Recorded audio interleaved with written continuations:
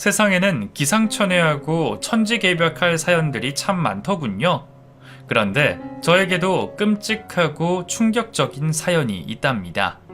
가끔 그 꿈을 꾸곤 할 정도로 아직 기억에서 잊혀지지가 않았답니다.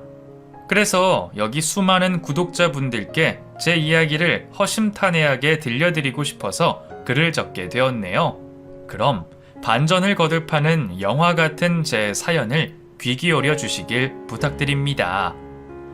저는 부유층 집안에서 나고 자랐어요. 증조 할아버지 때부터 농업과 장사를 해오셨다고 들었는데 그때의 유산이 전해지고 전해져서 아빠가 물려받으셨죠.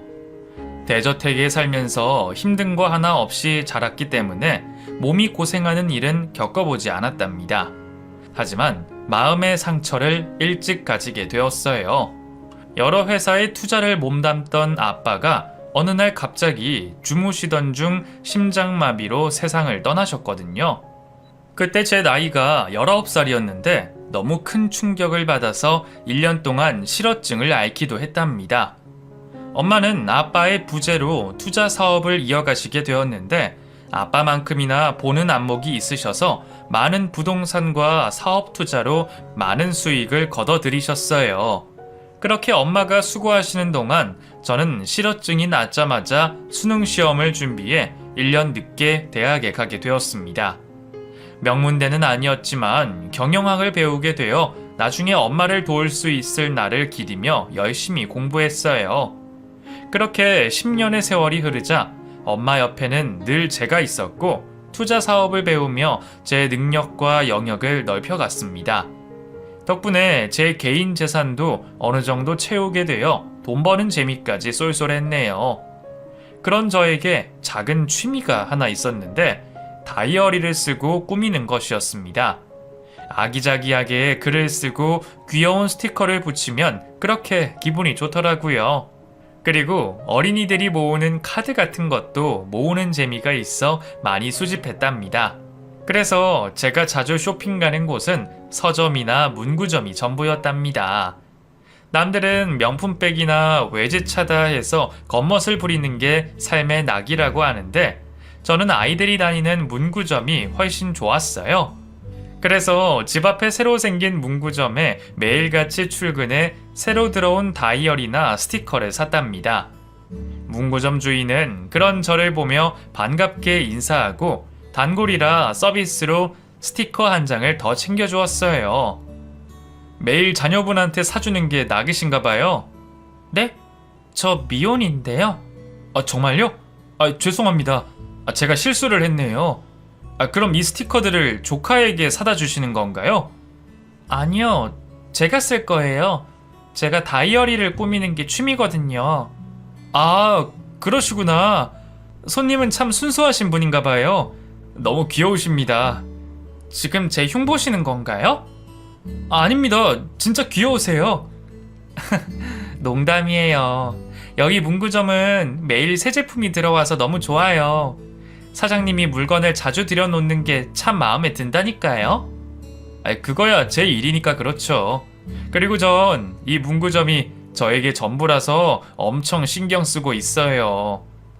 그렇게 문구점 주인과 여러 대화를 나누며 정을 붙이게 되었고 매일 새로 들어온 스티커나 카드, 예쁜 다이어리까지 제가 좋아할 만한 것들을 미리 준비해 주셨답니다. 제가 하루 중 가장 많은 말을 하게 하고 웃게 하는 사람이 문구점 주인이어서 어느 날부터 다이어리 용품보다 그 주인을 보려고 문구점을 더 자주 찾게 되었어요. 그런데 그 주인도 저에게 마음이 있었는지 연락처를 묻더니 식사를 같이 하자는 겁니다. 살짝 당황하긴 했지만 속으로는 좋아서 쾌재를 외쳤죠. 그래서 저희 두 사람은 식사를 시작으로 사적인 만남을 몇 번 하고 나서 사귀기로 했답니다. 그때까지 문구점 주인은 제가 뭐 하는 사람인지 몰랐어요. 체리마, 그런데 넌 회사 안 가? 낮 시간에 이렇게 문구점에 있어도 되는 거야? 나 회사 안 다니는데? 아직 취업 준비 중인 거야? 잘 됐으면 좋겠다. 저는 투자하는 사람이라고 말하지 못했어요. 괜히 남자친구가 부담을 가질 것 같아 나중에 말하기로 미루었죠. 그래서 제 직업을 본의 아니게 숨긴 채로 연애를 이어나갔고 넉 달 만에 제가 하는 일이 뭔지 알려주었습니다. 혜상씨, 나 사실 전업 투자만 하는 투자자야. 남의 사업이나 부동산에 투자를 하고 이익을 보는 일을 해. 뭐라고? 체림이 네 나이가 몇인데 투자를 한다는 거야? 설마 너 금수저니? 그래, 남들이 말하는 금수저 맞아. 그래서 고생은 거의 해보지 않고 편하게 공부해서 엄마랑 같이 일하고 있어. 그렇구나. 야, 부럽다. 나는 천의 고아로 자라서 기댈 것 하나 없는데 게다가 스스로 힘으로 여기까지 올라오느라 고생도 엄청 했어. 그렇게 고생해서 날 만났잖아. 내가 세상 무엇보다 좋다며. 아이, 그럼 당연하지. 내가 사랑하는 여자가 투자자라니까 더 좋아진다. 뭐야? 자기도 결국은 돈의 노예인 거야? 아니야. 그냥 웃자고 한 말이야. 야, 그런데 너처럼 잘난 여자가 날 왜 만나는 거지? 바보야. 사람이 잘나고 못나고가 어딨어. 사랑하니까 만나는 거지. 그러자 혜상씨는 방긋이 웃으며 저를 꼭 끌어안아 주었고 귓속말로 결혼하자고 청혼했답니다. 자기가 가진 게 없지만 앞으로 노력해서 꼭 성공하겠다고 확신하면서 말이죠. 그래서 저는 그 마음을 그대로 받아들였고 혜상씨를 엄마한테 소개해 주었습니다. 자네, 우리 체리미의 뭘 보고 결혼을 결심한 거야? 혹시 돈 때문인가? 어머님, 아닙니다. 전 체리미가, 아니, 어머님이 부자인 걸 얼마 전에 알게 됐어요. 그 전까지는 취업준비생인 줄 알고 만났다고요. 전 체리미가 부자든 가난하든 상관없습니다. 그리고 제가 어머님께 바라는 건 하나도 없으니 걱정하지 않아도 됩니다. 그러자 엄마는 저에게 맞는 말이냐고 물으셨고 저는 고개를 끄덕이며 좋은 남자라고 말씀드렸어요. 다행히 엄마는 혜상씨의 배경과 학력을 보시지 않고 오로지 저를 사랑하는 마음 하나만 보시고 결혼을 허락해 주셨습니다. 혜상씨가 고아여서 상견례는 할 필요가 없어서 바로 결혼 준비를 시작했어요. 신혼집과 혼수는 모두 제가 준비했고 그이는 빈손으로 저에게 장가를 왔습니다. 체리마, 내가 정말 창피하고 부끄럽다. 나이 30에 돈 한 푼 없어서 빈손으로 장가를 오다니. 앞으로 살면서 두고두고 갚을게. 돈이야 있는 사람 있으면 되지. 뭘 그런 거 가지고 풀이 죽어 있어. 게다가 자기가 나중에 나 호강시켜주겠다고 했잖아. 그래도 많이 미안해. 그리고 고마워. 그이는 앞으로 언제가 될지 모르지만 열심히 노력해서 성공하는 모습을 보여주겠다고 약속했습니다. 저희는 1년 동안 불타는 신혼생활을 보냈어요. 연애 기간이 짧아서 그런지 매일이 새롭고 사랑스러웠죠. 그런 남편이 저는 한결같을 거라 생각했는데 어느 날부터 조금씩 변해갔어요. 다른 일로 속을 썩이는 건 아니었는데 갑자기 사업하고 싶다는 말을 넌지시 건네더라고요. 자기가 하고 있는 문구점과 연관된 문구 사업을 해보고 싶다 했답니다. 체리마, 이 문구류가 말이야. 중간에서 유통하는 인간들이 얼마나 많이 떼어먹는 줄 알아? 내가 문구류 제작, 수입부터 해서 유통과 판매까지 다 맡아보면 진짜 잘할 자신이 있는데 말이야. 사업하고 싶다는 말을 하는 거야?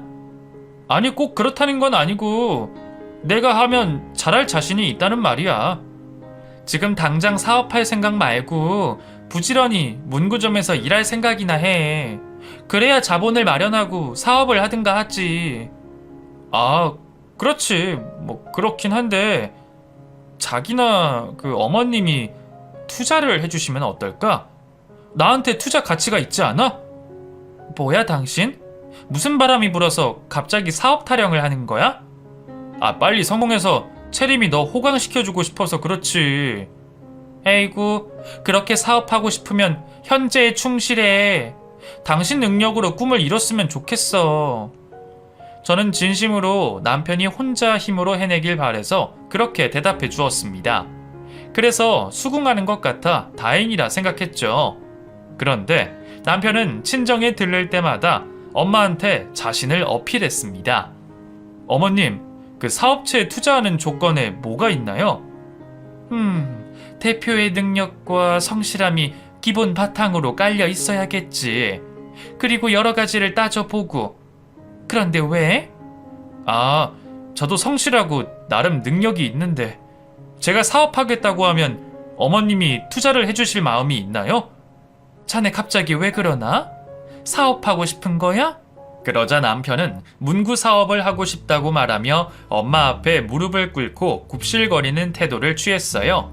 엄마는 사업하겠다고 투자해달라는 사람이 한둘이 아니라는 말을 전하고 나중에 진짜 준비가 되면 다시 이야기하자며 거절 의사를 드러냈습니다. 그런데도 그이는 친정 엄마에게 잘 보이려고 매일 안부 전화를 드렸고 주말에 양손 바리바리 음식을 사가서 점수를 따려고 했답니다. 그런 모습을 본 엄마와 저는 난감해하며 계속 사업을 반대했지만 몇 달 동안 투자를 구해야 하는 열정에 결심이 꺾여버리고 말았어요. 엄마는 정확하게 사업 계획서를 써오라고 했고 그이는 대학 과제 발표하듯이 열심히 준비해서 엄마한테 사업 계획서를 보여주었답니다. 괜찮네. 김서방 제법이야. 정말요? 그럼 저 통과한 건가요? 투자해 주실 건가요? 그래, 뭐 이 정도 사업은 큰 돈이 들어가지 않으니까 사무실 차려주고 여윳돈 좀 마련해 주지. 대신 자네 열심히 해야 해. 내 딸 힘들게 하면 가만두지 않을 거야? 당연하죠, 어머님. 제가 체리미를 위해 사업하는 건데 왜 힘들게 하겠어요? 어머님, 사랑합니다. 이제부터 엄마라고 불러도 될까요? 남편은 투자받은 게 너무 좋아서 애교를 떨었습니다. 엄마, 이제부터 진짜 엄마라고 생각하고 모실게요. 엄마도 저를 사위가 아닌 아들로 봐주세요. 그래. 조금 징그럽긴 하지만 아들이 생긴다면야 나도 좋지. 혜상아, 이 엄마가 너에게 부탁하고 싶은 건 체리미와 끝까지 행복하게 사는 거야. 명심해. 알았어요, 엄마. 전 세상 끝나는 그날까지 체리미만 사랑할 거라고요. 그렇게 대답한 남편은 저에게 다가와 안아주었고 이어서 친정엄마를 포근하게 안아주었습니다. 얼마 뒤 남편은 엄마한테 투자금을 받게 되었고 바로 사무실을 마련하고 비싼 컴퓨터와 거래할 문구류 공장과 수입처를 알아보려고 백방으로 뛰어다녔답니다. 그렇게 열정적으로 일하는 모습을 보니 제가 놀고 먹어도 될 만큼 믿음이 가더라고요. 3개월 동안 열심히 뛰어다니다 보니 공장에서 저렴한 가격으로 문구류를 사들일 수 있었고 중국에서 수입되는 제품을 정말 싸게 물건을 받았답니다. 게다가 전국 각지에 유통까지 하게 되었고 사업은 빨리 번창하게 되었어요. 거의 1년 만에 사무실을 확장하는 데 성공했고 직원들도 여럿 두는 법인 사업체로 거듭났답니다. 평범하게 문구점을 운영하던 남편은 어느새 어엿한 사업가가 되어 얼굴 보는 게 힘들어졌어요. 그리고 제법 돈을 벌다 보니 성격과 말투, 저를 대하는 태도까지 달라지더군요. 자기야, 오늘 저녁에 외식할까? 당신 사업한다고 바쁜 건 알겠는데 요즘 나한테 너무 관심 끄고 사는 거 아니야? 내가 당신이랑 놀 시간이 어딨어. 바쁘니까 외식 같은 건 어머님이랑 하든가 해. 아니면 친구들이랑 하든지. 뭐야 그 말투는? 당신 많이 변했어. 예전에는 나랑 어떻게든 데이트하려고 애교를 피우더니 말이야. 아, 그것도 다 결혼 초반이니까 그런 거지. 평범한 부부들은 다 우리처럼 살아. 아침부터 잔소리하지 말고 저리 비켜. 아, 나 늦었어. 그런 냉대한 모습으로 변한 남편은 회사에만 신경을 썼고 저는 뒷전이 되었답니다. 섭섭하긴 하지만 그이가 스트레스를 많이 받아서 그렇게 변한 거라 생각하고 이해하며 지냈죠. 남편은 일에 모든 걸 쏟아부었고 계속해서 매출을 높여가며 문구 사업의 유명 인사가 되었답니다. 한편으로는 자랑스럽기도 한데 다른 한편으로는 이제 저만의 남편이 아닌 것 같은 기분이 들기도 했어요. 이런 와중에 저와 엄마는 투자 사업을 계속하고 있었습니다. 한 번도 손해를 본 적이 없이 잘 해나가고 있었죠. 그런데 원숭이도 나무에서 떨어진다는 말처럼 엄마가 새롭게 런칭한 명품 사업에 큰 돈을 투자하셨는데 제가 모아둔 돈까지 모두 투자하라고 보채셔서 거의 전 재산을 한 곳에 투자했습니다. 그런데 그 명품은 오픈하자마자 말이 많았어요. 말만 명품이지 중국산 짝퉁과 별반 차이 없다는 평을 받으며 고객들이 등을 돌렸습니다. 그래서 결국 투자금 전부를 잃고 말아서 저와 엄마는 크게 좌절하고 말았어요. 엄마는 아빠의 일을 이어가며 이런 적이 한 번도 없었기 때문에 스트레스와 걱정이 심했는지 식사도 거의 못하시고 잠도 주무시지 못해 약의 힘을 빌려야 했답니다. 저 또한 노력했던 모든 것들이 깨져버리는 바람에 집에서 조용히 은둔 생활을 하게 되었어요. 남편은 그런 저를 보며 한심하다는 말을 하며 쯧쯧거렸습니다. 이 여자야, 좀 씻어라. 며칠 동안 꼬라지가 이게 뭐야? 남편이 돈 벌러 나가는데 밥도 안 챙기고 옷도 다려놓지 않았네? 에휴, 그러게 투자를 하려면 공부를 하고 객관적으로 해야지. 왜 허울만 좋은 명품 사업에 투자를 해가지고. 여하튼 한심하게 자빠져만 있지 말고 집안 청소 좀 하고 좀 씻어. 더러워 죽겠으니까. 저는 기운이 없어 남편의 볼멘 소리를 귓등으로 듣고 가만히 누워서 잠을 청했습니다. 현실도 피하고 싶은 마음이 커서 그게 마음을 회복하는데 빠른 길이었으니까요. 그렇게 엄마와 저는 각자 돈을 잃은 상실감에 힘든 시간을 보내고 있었는데 얼마 뒤 병원에서 상상도 못할 연락을 받았답니다. 간호사가 다급한 목소리로 저희 엄마가 병원 응급실에 실려왔으니 빨리 오라고 하더군요. 저는 초주검인 몸을 억지로 끌고 나가서 겨우 택시에 올라 병원을 찾아가게 되었습니다. 그런데 엄마는 응급실에 있지 않았어요. 저기 간호사님, 저희 엄마 박미자씨 어디 계신가요? 아무리 찾아봐도 여기 없는 것 같아요. 오늘 실려온 박미자님이요? 지금 암병동으로 옮겨졌어요. 유감스럽게도 식도암에 걸리셨다네요. 네? 식도암이요? 얼마나 안 좋은 거죠? 그건 직접 가서 뵙는 게 좋을 것 같아요. 얼른 옆 병동으로 가보시죠. 담당 의사 선생님과 상담하셔서 빨리 치료를 시작하셔야 할 겁니다. 머리에 망치를 맞은 것처럼 어지럽기 시작해 몸을 강제로 끌다시피 해서 엄마의 병실에 도착했답니다. 이윽고 깊은 잠에 든 건지 의식을 잃었는지 엄마는 눈을 감은 채 가만히 누워 계셨어요. 저는 당장 큰 소리로 의사 선생님을 불러냈고 엄마의 상태가 어떤지 말해달라고 했어요. 그러자 엄마는 식도암 3기라고 전하며 수술이 시급하다고 일렀습니다. 저는 수술하면 낫는 거냐고 물었는데 그건 의사도 확신할 수 없다며 무책임한 대답을 들려주었어요. 이윽고 엄마의 침대 옆 보호자 침대에 걸터 앉아 손을 꽉 잡았습니다. 제발 무사하고 저를 떠나지 말라고 조용한 목소리로 읊조렸어요. 그리고 잠시 후 엄마가 눈을 뜨셨고 저를 올려다보며 미안하다는 말을 하셨습니다. 체리마, 미안하다. 엄마 때문에 돈도 잃었는데 이런 꼴까지 보이니 면목이 없구나. 엄마, 그게 무슨 소리야? 지금 그깟 돈이 중요해? 얼마나 스트레스가 심하면 암에 걸려. 그러게 말이다. 마음고생이 심한 탓인 건지 몸에 힘이 들어가지 않네. 체리마, 엄마 또 잠들 것 같아. 그리곤 엄마는 다시 눈을 감고 마셨답니다. 저는 정신을 차리고 엄마 곁을 지키려고 화장실에 가서 찬물로 세수를 하고 머리까지 감았어요. 그러자 남편 생각이 뒤늦게 떠올랐습니다. 그이의 위로와 걱정 섞인 목소리가 듣고 싶어서 바로 전화를 걸었어요.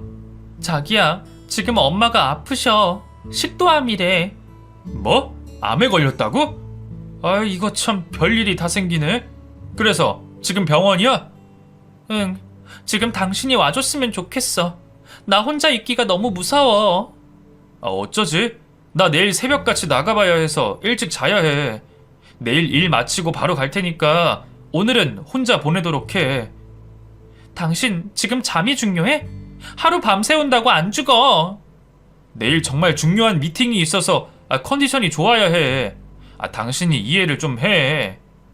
남편은 끝까지 오지 않겠다는 의사를 꺾지 않고 잠을 자겠다며 전화를 끊었습니다. 그런데 그 다음 날도 남편은 병원에 나타나지 않았답니다. 화가 나다 못해 배신감이 들어 전화를 해서 소리를 고래고래 질렀고 사업 자금이 누구에게서 나온 건지 잊었느냐는 말까지 하며 병원으로 오라고 했죠. 그래서 그이는 억지로 병원에 찾아와 잔뜩 찌푸린 얼굴로 엄마를 내려다보았습니다. 어머님, 암이라뇨. 얼마나 안 좋다는 겁니까? 여보, 수술 날짜는 잡은 거야? 김서방, 말하는 게 왜 이리 차갑나? 내가 아픈 게 자네한테 걸림돌이라도 되는 거야? 그런 건 아닌데 바쁜 와중에 시간을 쪼개서 오다 보니까 신경이 곤두서서 그래요. 뭐 어쨌든 수술하면 낫는다고 하죠. 그래서 저는 수술과 항암 치료를 해도 완치가 될지는 아무도 모른다고 대답해 주었죠. 그러자 그이는 한숨을 내쉬더니 그러게 몸 관리를 알아서 하셨어야죠. 이게 뭡니까? 라며 아픈 엄마에게 화를 냈습니다. 그건 걱정이 되어서 내는 화가 아니라 자기가 여기까지 와야겠느냐는 듯한 화였어요. 예전에는 이런 사람이 아니었는데 어쩌다 이렇게 되었는지 무척이나 속이 상했답니다. 남편은 겨우 10분 정도 머물다가 내일이 바빠서 일찍 들어가겠다며 병원을 떠났어요. 그러자 엄마는 김서방 말이야, 저 모습이 본성인 거야. 내가 그동안 많은 사람들 겪어와서 아는데 앞으로 돈을 계속 잘 벌면 저런 태도로 널 대할 거다. 라고